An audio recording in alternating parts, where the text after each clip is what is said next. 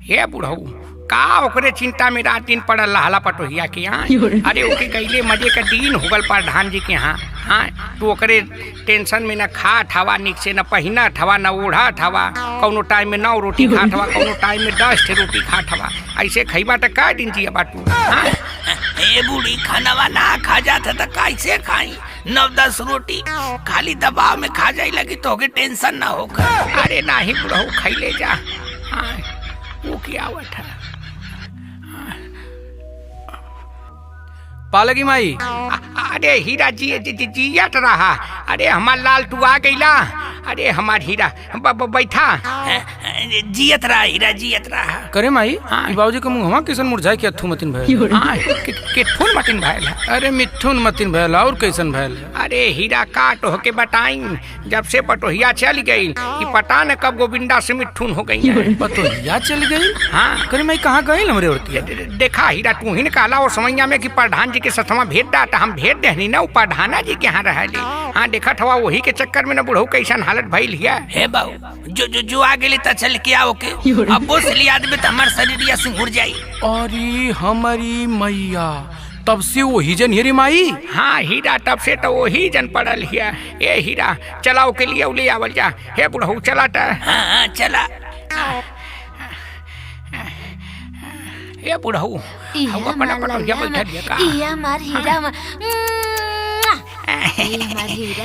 देख ले हीरा प्रधान जी के लइकवा के खिलावत के पटोहिया। ई कहां से तिनटे सवेरे सवेरे भीख मांगा गई ना। अरे पटोहिया हम तो सग वाली सास आइला। हाँ इतना जल्दी तो हमके भुला गई। हाँ अच्छा अम्मा ला हाय आ गेलु त लाई पतवा खिलावा। पोटावा के खिलावा ये तेकर पोटी पोटा हो गई ना टबले। हाँ हमरे तो बहन पोटिया पोटा ना भयल हम। अरे अम्मा ई तोहर ही पोता में भुला गेलु का इतना जल्दी? करे लइकवा 12 महीना से बहरे हां। हाँ तो पोटी पोटा कहाँ से हो गई ना? झूठ मत बोल, साफ साफ बताओ के लइकी लइका हम। देखा अब छया मत लगावा। जब बियाह तोहरे लइका से बोला तो लइको तो तोहरे लइकवा का होई ना कि दूसरे का? आई हो मैया हमके धोखा देके त पीछे से गाड़ी खेल देला। करे मैं साल भर से बहरे हूँ तो मोल लइका कैसे हो? अच्छा अब तू भुला गईला। जब आवत रहला राती राती का सपना में तब त ना कहला? करे मर खौकिया सपना से लइका कहाँ होला?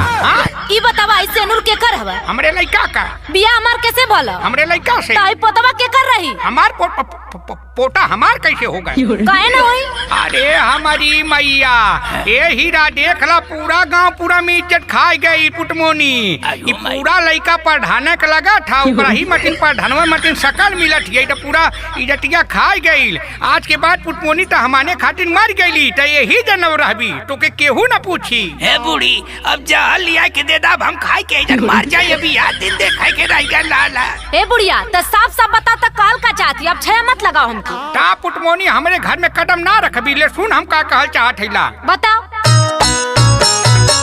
डगिया लगा देली हमारा सम्मान पा।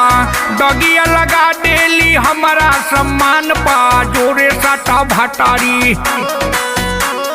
जोरे सटा भटारी अब रहे पारा धान पा। जोरे सटा भटारी अब रहे पारा धान पा।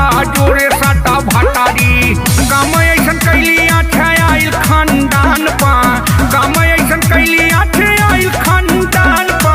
जोरे सटा भटारी अब रहे पारा धान पा। जोरे सटा भटारी अब रहे पारा धान पा। जोरे सटा भटारी। हे बुढ़िया हमरे ऊपर इल्जाम लगाबी ना त ठीक ना पड़ी। छोटा के पीन ले। देख ले हीरा यह कुल दिन देखा के रह गया लाल है। करे तोहरे माई कैसे बोलबी रे? तू तो एकदम चुप रहा। आज तक ले का कैला हमरे खातिर बतावा? का ना कनी तोरे खातिर नहीं बताओ। का कैला तू बतावा? हाँ तले सुन बतावत ही। रुपया कमाए खातिर चली गईनी बहारा। जाके प्रधान संगे लूटे लगली लहरा। सुनत है ना? रुपया कमाए खातिर चली गईनी बहारा। आके प्रधान संगे लूटे लगली लहरा।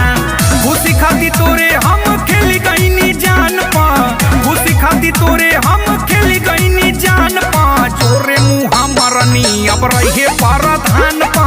जोरे मुँह मरनी अब रहे प्रधान पा। जोरे मुँह मरनी।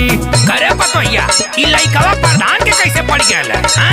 अरे बुढ़ऊ प्रधान के लइकवा समझा के का हवा? प्रधानवा के ना खिला पुटमोनी। अरे जब प्रधान के घर में रहत रहनी तो प्रधान के ना पड़ी पछैया की